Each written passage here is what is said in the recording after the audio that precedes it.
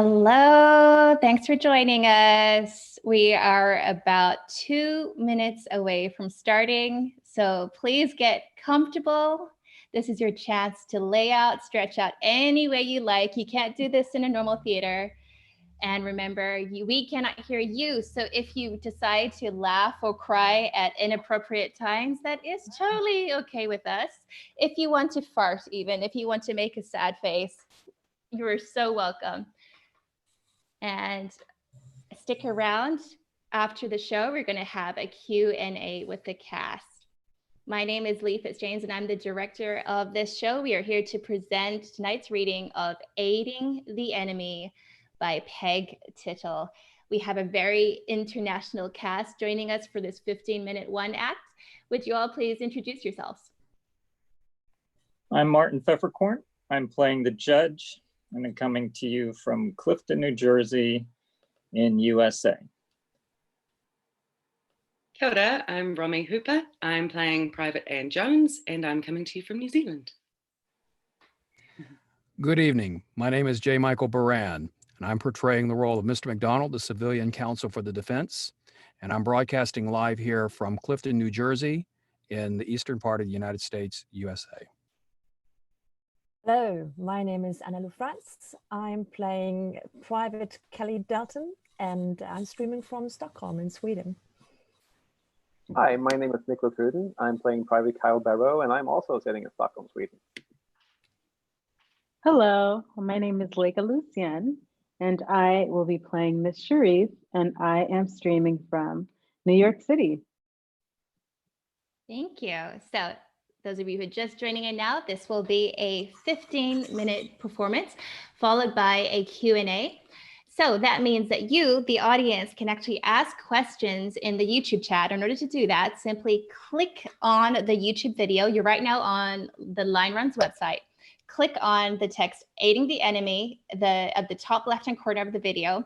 That will take you to the YouTube room where you can type in questions and make comments, and we will read them out at the end of the show, and myself and the cast will be happy to answer your questions. But without further ado, presenting Aiding the Enemy by Peg Tittle. Scene 1, courtroom. A court-martial has been convened. Present in the room are the judge, count clerk, court security guard, Private Anne Jones, the defendant, Mr. McDonald, civilian counsel for the defense, Mr. Morris, military counsel for the defense, Mr. Topper, trial counsel, the panel of 5 commissioned officers, various soldiers belonging to Private Jones' unit, as well as others in civilian dress, including members of the media in military dress. This court is now in session. Private Anne Jones, please rise.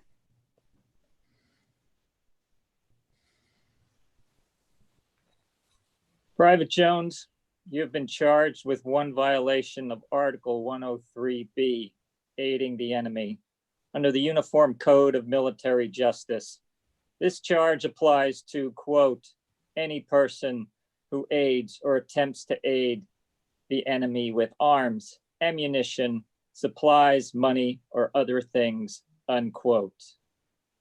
Your plea of guilty has been entered and accepted by the court.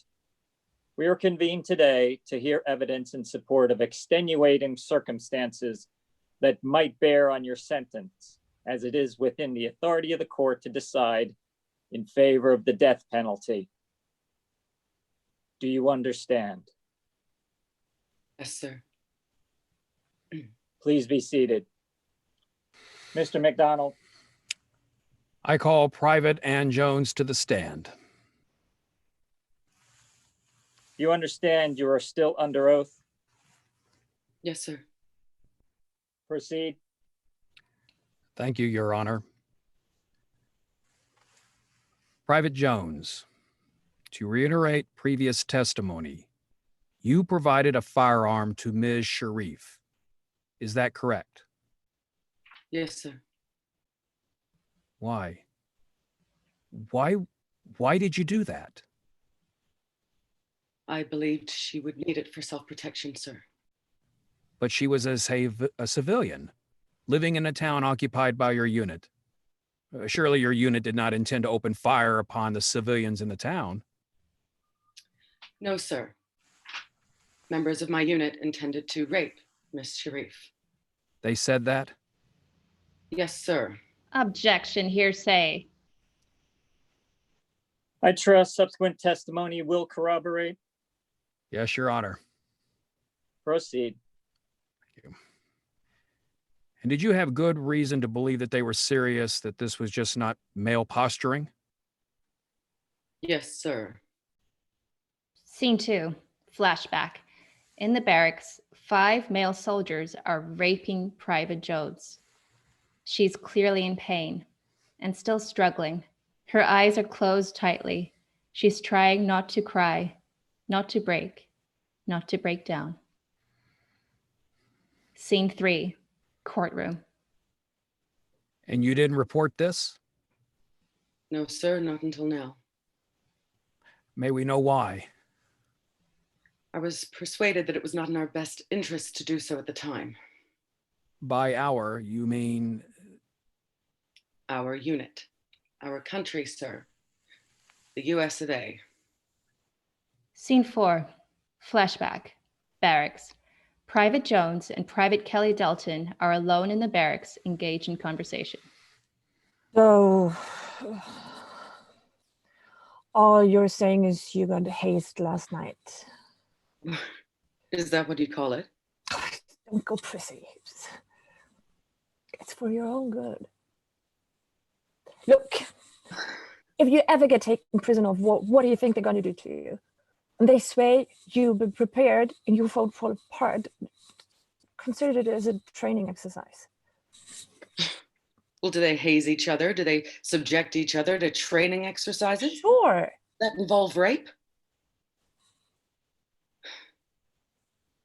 How am I supposed to trust the men in my unit now? What they did, it's like they've become the enemy. And how am I supposed to put my life on the line for them? Please. Do you think you're special? Do you think you're the only one? Wait, you too? Think, girl. You report this and we lose them. And we can't lose any more men. We're not exactly winning this war.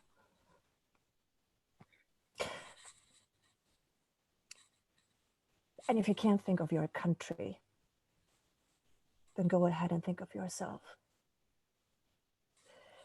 You report this and you'll see who put their life on the line for you. Scene 5, courtroom, as before. But assuming you believe Private Dalton's explanation, Miss Sharif wasn't part of your unit, so the men in your unit would have no reason to subject her to any such training exercise. Is that correct? Yes, sir. And yet you still believe that they were going to rape her?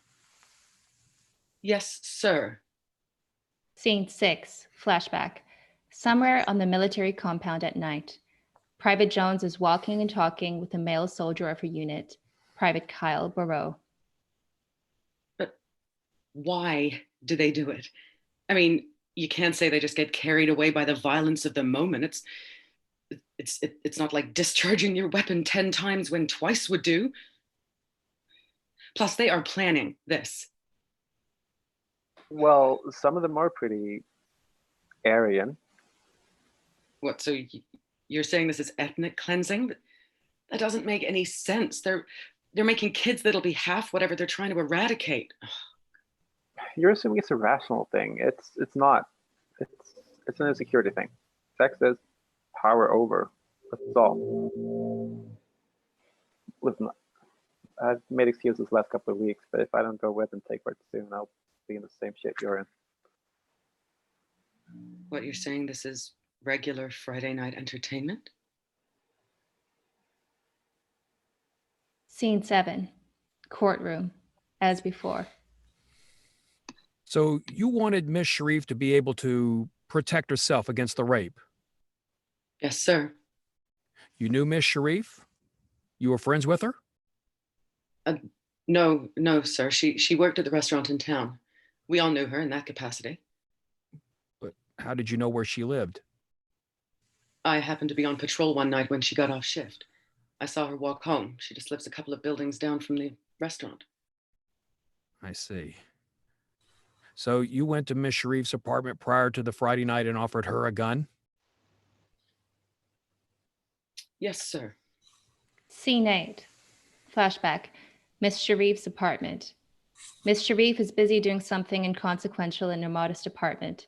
She hears a knock at her door.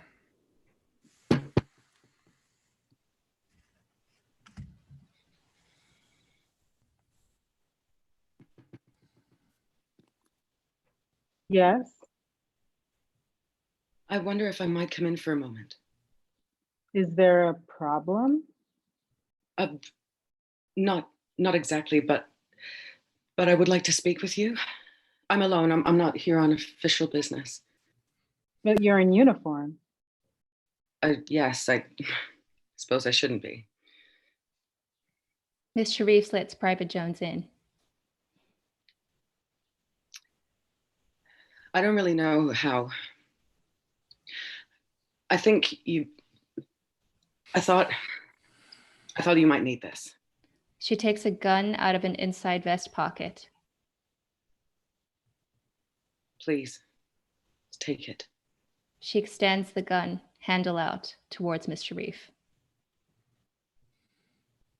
I have reason to believe that tomorrow night you may have need of it. But Do you want me to show you how to use it? no, I know how to use a gun.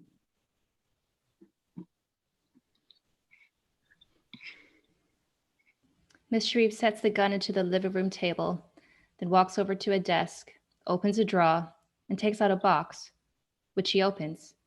There's a gun inside. She holds the open box out towards Private Jones. You see, I already have one.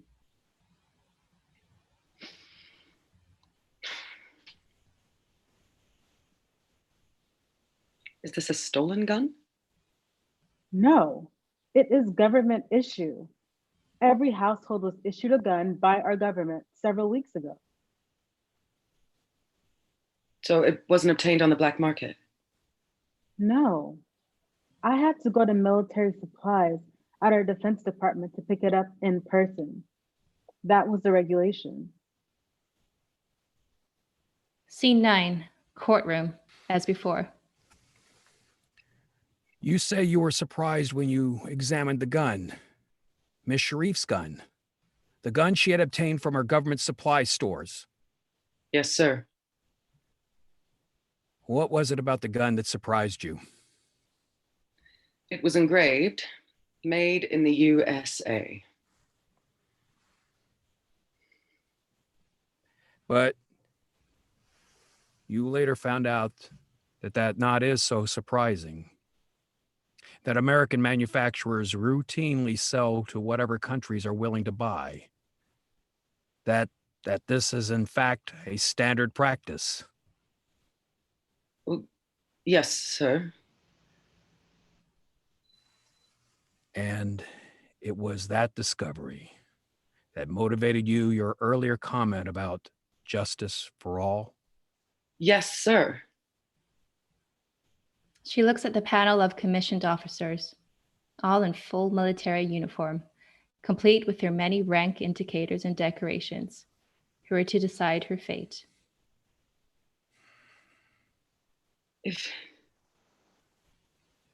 If I'm to die for providing aid to...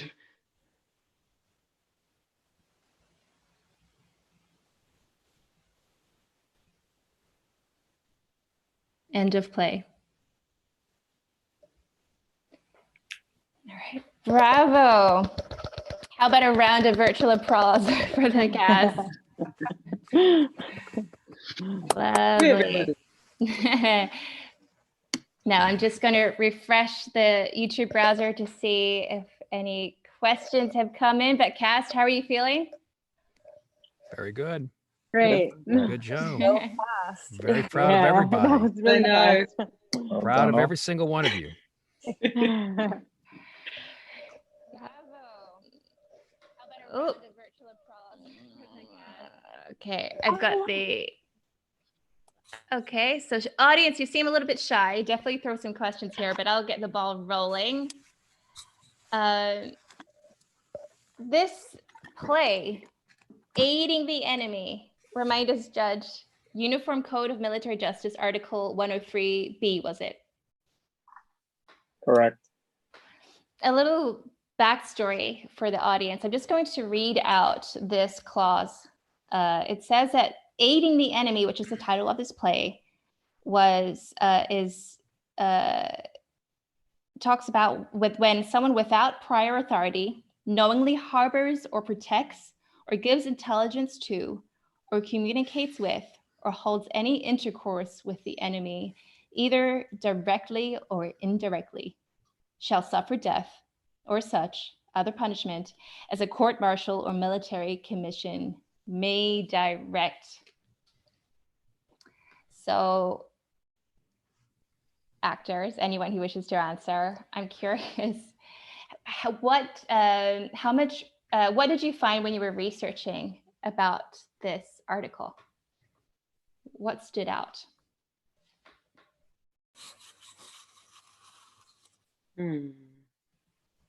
Well, I think I'll defer to the judge.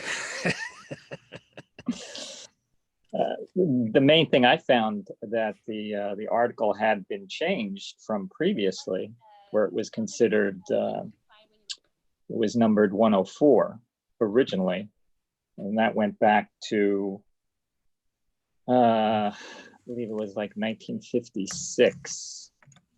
I'm not sure exactly where the number changed, where they downgraded the number, so to speak, and then broke it up into an A and B type of thing. The 104 is now something completely innocuous in comparison to aiding the enemy, is making copies of documents without authorization or something like that. So aiding the enemy is one of the most severest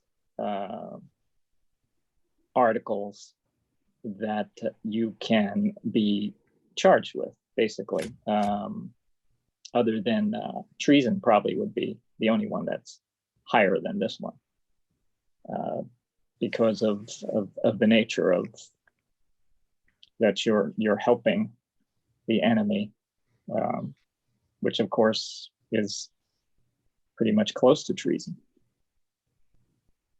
And question for the American actors, had you heard about aiding the enemy as a clause in media stories before? Had you ever come across this article? I think that there was some issues that I seem to remember back during Vietnam. It came along after the My Lai incident, where where some of the soldiers were giving the villagers weapons, but then it ended up that the villagers themselves were Viet Cong, or sided with Viet Cong, and those particular troops and platoons were eventually found, and I don't know if they were necessarily put to death, but I'm sure that they were spending a lot of time in hard labor. Great. Anyone And else? I hadn't heard of this before. It hadn't come across for me until this play.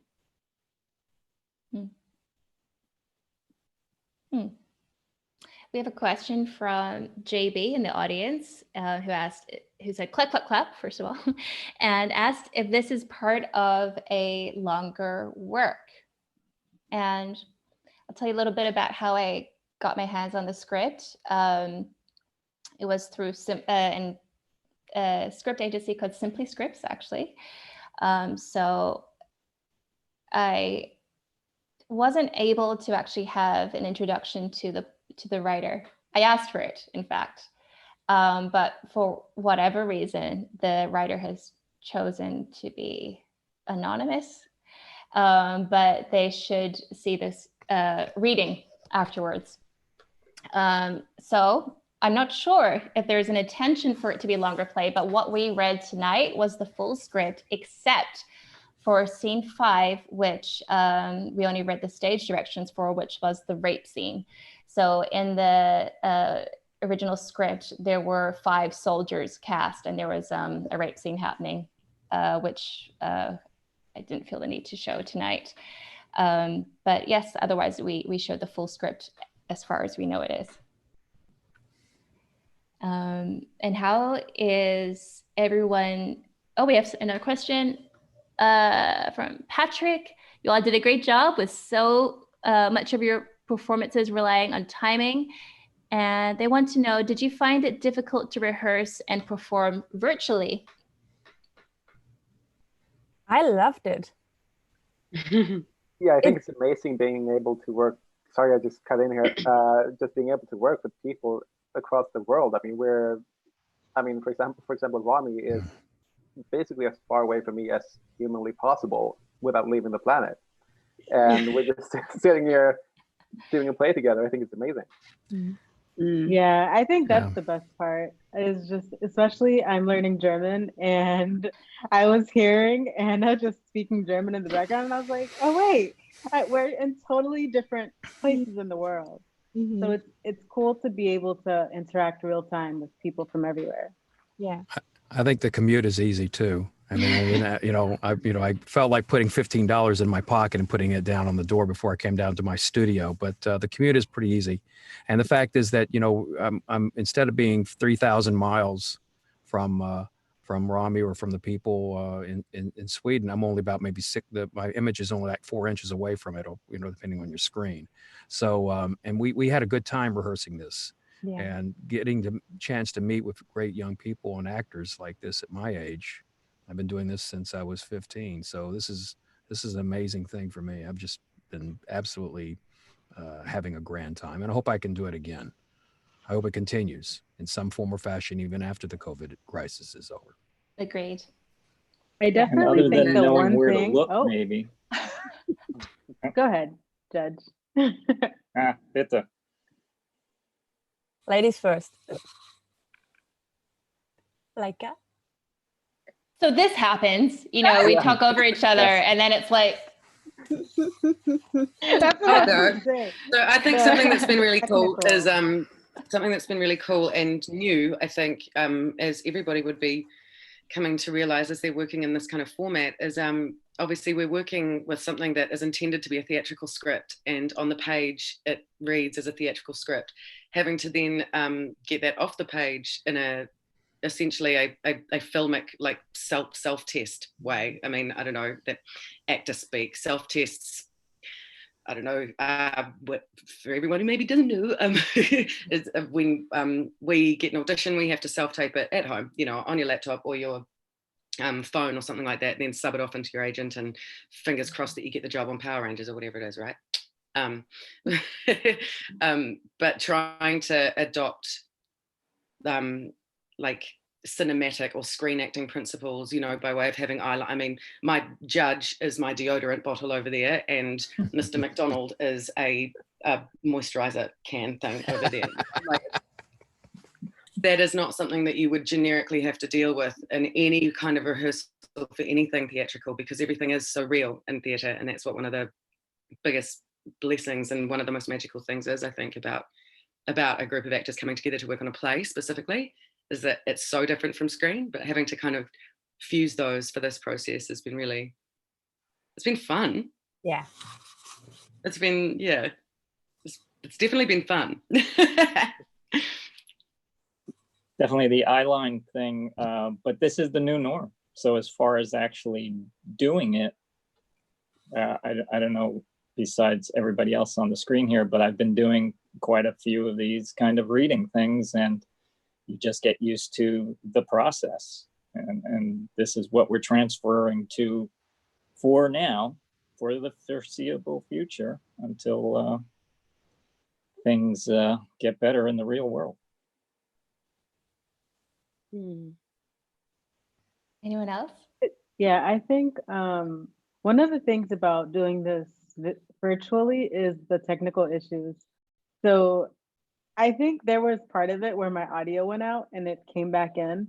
And there are some things that you just can't expect to happen, like when technical issues. So I think that's the one thing about virtual is kind of you're on a bit of an edge, just slightly, because that's one thing you don't have control over.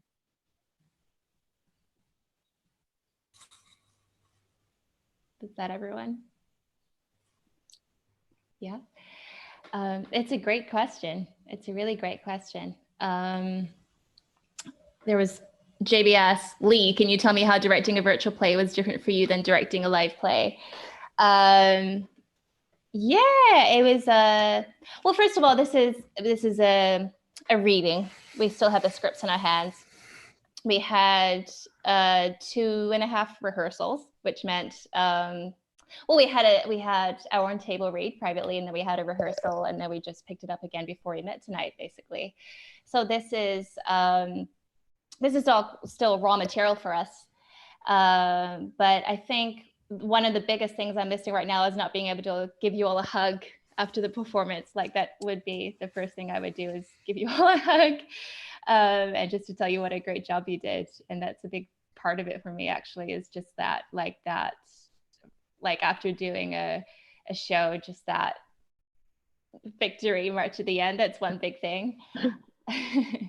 And then I don't know, oh gosh, I'm trying not to have too convoluted a response right now. I could say a lot of things, to be honest. But I think, I mean, my background, I've just been working with a lot of dance and physical theater in the last few years. So I've been, I use physicality a lot, actually. So it's another thing to just be very still, of course. And it doesn't have to be like that, but that is the format that we're doing for this play reading series, is a seated down table read. And perhaps not having also the reactions from the audience is another thing to think about. Not having your energy, audience, you know, it's I look at the actors while I'm talking to the audience. So that's quite, I'm looking at the Zoom feed right now. So there's that. I don't know if I'm saying your name right. Aja, I think. Aja, do you think the style of script writing will change so that it is easily applied as a virtual experience? I suppose the question there would go, whether would sit in and around whether it needs to. I mean, in terms of what we presented just now, other than that one rape scene that, you know, obviously Lee chose to leave out, it was exactly as it was written, really. Hey, so in terms of whether or not the text needs to change, I think that would probably be more of a playwright question necessarily. But I mean, I guess as well, it would be a matter of us testing to see if there were any more effective ways that, or any more like punchier ways or anything that we could get that we could tell that story or get across that message or something like that, you know. I think stage, but I suppose that would also just be a big question for the playwright too, as well, yeah, about exactly how to transpose it, or how any of the current scenes could be rewritten or rechanged to make it more sort of cinematic or screeny or whatever kind of word. Yeah, another thing I've been thinking about is that, I mean, of course, there are limitations in the format that, I mean, intimacy, for example, would be very difficult to really get through when you're not with someone. Yeah, I mean, the rape scene is an awful example of it, but I mean, that is something that would be kind of weird, like difficult to portray if we're in separate windows. But like, even like a kiss would be like, how would we do that, for example, like lean in and kiss against the lens, or I don't know. But so of course there are limitations, but there are also possibilities. I feel like you can do so many different kinds of sets. For example, you can like Martin did, for example, adding the backdrop of the kind of courtroom thing. Your imagination is basically the limit for what you want. You can change from one scene to the next in a split second just by changing your background, and there are possibilities as well as limitations in this format. I think stage directions are, I mean, I'm talking in the context of a reading. I'll start there. Okay. So the stage directions need to be edited. In some ways, there need to be more stage directions because we're not actually able to show objects and props and set dressing, all these physical indicators. So there needs to be more, but it's also quite, I'm aware that it's quite a strain to hear a long read of stage directions. So there needs to be some compromise there, I'd say. And I think also because we all have a common restriction and that we're working on it with a screen, just like we do in film, where we say cut to, where we talk about the scene setup, we talk about, sometimes we have instructions such as dolly in or fade in. We have these directions in film. So I imagine that our work has to be more filmic in the directions also, even if it's intended for stage at a later time. I mean, I think there's been conversions, any really great play can be probably converted this way. I mean, I would think Shakespeare could be done. And I'm sure it's being done somewhere. I mean, mostly maybe in colleges and high schools. I mean, a lot of high schools lost their ability to produce their musicals this year. So I, from what I understand from some teachers, is that MTI allowed certain plays to be done this way, within restrictions. And so, if to do a musical, of course, would mean a lot of technical abilities for each singer to have, some sort of wired into the music director. But what I saw last night on American television was this high school graduation, which went across all of the broadcast networks. It was a fantastic show. A lot of it was live, and some of it was already pre-taped and put together. But it was really a marvelous idea. I mean, even after this is all over, this might be something that people will consider doing because we have the technology to do it. Yep. I mean, Line Runs, the website you're viewing this on, is a virtual experience. So Line Runs is, by the way, like a hotline for actors. You can book a scene partner for 10 minutes, so you can run your lines, 30 minutes to learn lines, or an hour so you can actually do some detailed work on a scene. This is all going to happen virtually, and the idea is to connect actors from all over the world so that they can be manning the phones and being able to make gig money. In between jobs, you can just take a phone call and help another actor across the world through technology like this. We're using Zoom and broadcasting to YouTube, by the way. But yeah, through Zoom, Google Hangouts, phone. And I also intend on continuing with these readings as long as people will have me, basically. So as long as people, I'm very curious as to whether people want to continue in this format, but I think there's room for multi-camera experiences, having your cell phone here, your tablet here, your laptop webcam here. There's room for audio panning. There's room for sound design. There's room for backdrop design. There's so many things that we can start to play with if we start to take this more seriously. I have a comment from my dad, and it says, it's for Rami. Hi, Rami. Great to see you and Lee still in touch from 2010, Closer and Tape. Yeah. We worked on 2 plays together in New Zealand in 2010. Yes, indeed.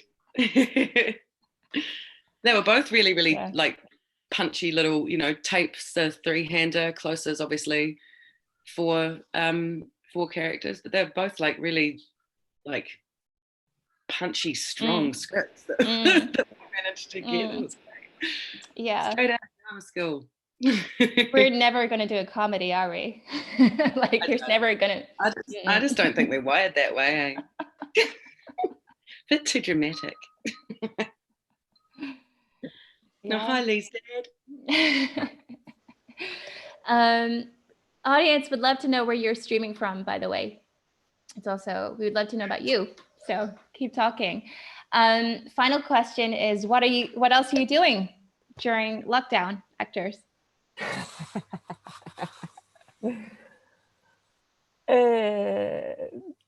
Anyone?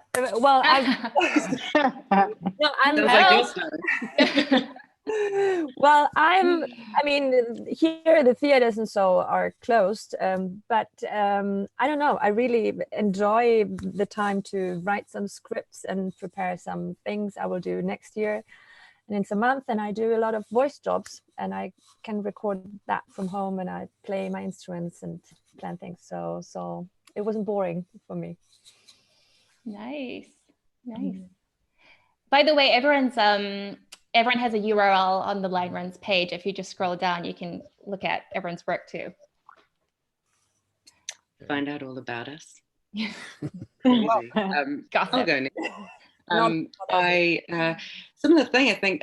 Well, I mean, I suppose for us in New Zealand, somewhat different. We were in level 4 since the 25th of March, and just came out of it last week. So, well, two and a half weeks ago into level 3, and now we're in level 2. So everything's kind of slowly ramping back up for us. Most of our theatres and things like that have been sort of issuing out the word to say that they're not reopening really until probably the beginning of next year, which is a shame. Yeah. So that's Is there a limitation how big the theatre has to be, or like all the blanket across the board? Yeah. Which is, I mean, I suppose that's why things like this and innovations like this and being able to do stuff like this is going to probably, I think, help us to link our theatrical presence for all makers in this country, throughout this time. I started writing a novella last November, so I did a little bit more work on that. I think most friends that I know, or at least anyone creative, they're all kind of like, we've been asking for just like a month where we don't have to be anywhere or be anything for anyone for like our whole lives. And then all of a sudden you do it, and you're either super, super productive, or you're completely and utterly overwhelmed and kind of boggled by it, It's been a little bit of a mixed response here, because I think it's okay to just admit that the world has gone through something incredibly unsettling, and that's going to impact us in ways that we don't necessarily understand or realize maybe even now. So we've just been kind of like going out and going for lots of long walks, enjoying seeing way less smog in the city, and trying to use motivation when it's around to get your writing done and whatnot. I also do voiceover work. I narrate audiobooks for the blind here as well. So reading and speaking. Nice. And trying to make progress on things and trying not to feel bad when I don't. Yeah. And I think I've just been taking the time. I've been working out. I've been just learning monologues, taping some of them. I have a theater company that I'm a part of, and we are trying to figure out how to go virtual with it. So that's been a journey, but we've been holding regular rehearsals or like virtual reads with them. So I'm still trying to stay super active and see how this virtual world works now with the arts. Well, I'm a teacher here in New Jersey, and our school has, of course, been closed since the 17th of March, and we've been doing online learning, which has its ups and downs. So the governor here, of course, extended it through June, which is the end of the school year. So I'm been doing that.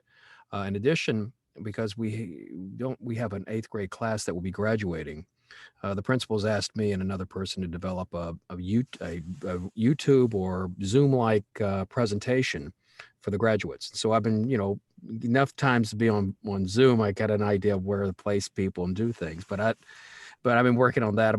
I also do a lot of videography and video editing stuff, and I'm also been doing a heck of a lot of voiceover work. So and I've got some things I want to write. So I'm staying busy. I just got an email, in fact, a couple of days ago for a company that I auditioned for back in January, and they're going to reopen. And I'm so glad, because so many theater companies here in New York have bottomed out, closing. And I'm sure that's happened around the planet. And, but you know, actors and artists survive, and we adapt to change, and have been doing that for 3, 4, 5,000 years. And we'll continue to do that no matter what plague or adversion comes into our way. At least we preset this so that future generations will continue to do it. Well said. Yeah. That was great. Yeah. How else do you spend your time? Private, secret time. Yeah. You were gonna ask Martin because he didn't, I didn't understand that was a question. Oh, me? Oh yeah. Yeah, good. I guess like everybody else, in the sense of some things have stayed the same as far as continuing to network and continuing to look for things that's going on, doing a lot of readings.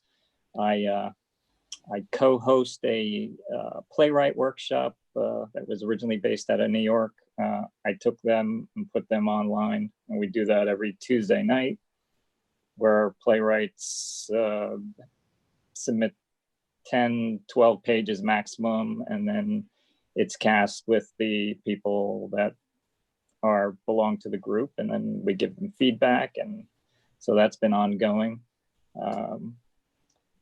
Yeah, just reassessing a lot of stuff. Pretty much one of the main work I used to do was background work, character work and stuff, and that's pretty much going to be gone with the wind until the near future. So I've got to start thinking about obviously doing more voice work and things like that. Martin, there's actually a question here asking if you would shave your beard for a role. Depends on how many commas in the paycheck. The last time I actually shaved the beard was for a commercial for IKEA, and that was in 2007. And that would have been a good contract. That And one would so have it's been a been work growing since then. So I they actually made me look like Tom Hanks from Castaway, even more so. And then halfway in the commercial, the character was completely clean shaven and Wow. hair slicked back. I represented the 50% off sale that they do. And if I may interject, Martin, Martin, of course, got his start here in Clifton, New Jersey, with a really fantastic acting school run by Kathleen Kellner, who I hope is listening in. And the fact is that he gets work every day. Okay, he's a working actor. He's been in a bunch of shows, and it's just his look is a winning look. So I mean, you know, if someone's going to pay him, like he said, it's a joke, but you know, if you're going to get your moneymaker taken off, you better get compensated for it. It's the same thing with this. You know, I've got more work with the beard on than I ever did with the clean shave. You know, so. Yeah, my manager would get real upset if I shaved it. There you go. And you don't want to make your manager upset. No. Last one, Nicholas, how are you spending your time? You know, well, I mean, as we've already discussed, there's really much going on in the physical space. I was just trying to keep an eye out for what's going on online.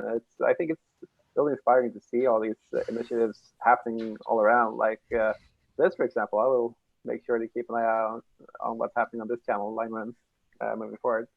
Yeah, but just trying to keep myself busy. But really, don't really do much anyway. Nowadays. It's just I have my daily walk, and that's what I look forward to in the day. Yeah, nice. Oh, you're healthy and you're doing amazing work, and that's what matters. I think that you're connected and you're happy, from what I can tell. I am. Yeah. Well, that's the end of the questions. Thank you very much, audience. That was really nice to interact with you. And thank you to the cast for doing a fabulous job. That was a lot of fun. You all did great. Thank you, Lee, for bringing us all together. Thank you, Leah. Yes, You've thank done- you, Lee. Thank You you. did a fantastic job. Thank you very much for giving us all an opportunity to Happened for me. showcase ourselves. Thank Thank you. you. Thank you.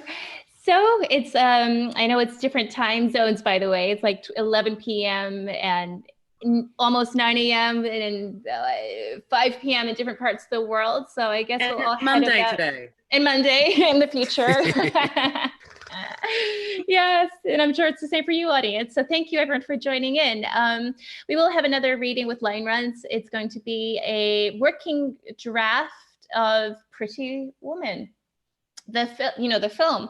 It used to be called 3000, so there will be some scenes being presented. We haven't landed on a date yet, but stay tuned. If you're an actor, feel free to submit for casting. There is information on the lineruns.com. And if you're a writer, you can also submit a script and have your work heard through our actors. So come back and stay in touch. Fill out your email on the registration form at the bottom of the webpage so we can all stay in touch and you'll get lots of good stuff and hopefully have more from these lovely actors too.